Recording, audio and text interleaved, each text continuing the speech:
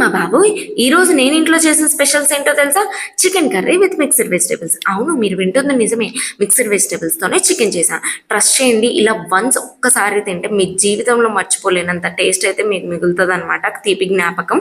ముందుగా వెజిటబుల్స్ అన్నీ కట్ చేసుకొని పెట్టుకొని ప్యాన్‌లో ఆయిల్ హీట్ ఎక్కిన తర్వాత పచ్చిమిర్చి, ఆనియన్స్ వేసుకొని బాగా ఫ్రై చేసుకున్న తర్వాత చికెన్ కూడా వేసేసి బాగా ఫ్రై చేసుకొని కలియపెట్టుకోవాలనమాట. అందులోనే ఉప్పు, పసుపు వేసేసుకొని కొంచెం మగ్గనివ్వాలి. ఈలోపు మనం అయితే ఇంకా అల్లం వెల్లుల్లి పేస్ట్ అయితే ఫ్రెష్‌గా ప్రిపేర్ చేసుకొని ఒక టేబుల్ స్పూన్ అయితే వేసేసుకొని మళ్ళీ బాగా మిక్స్ చేసుకున్న తర్వాత అందులో దోసకాయ, టమాటా ఇంకా వంకాయ, మన ఇష్టమైన వెజిటేబుల్స్ ఏదైనా వేసేసుకోవచ్చు.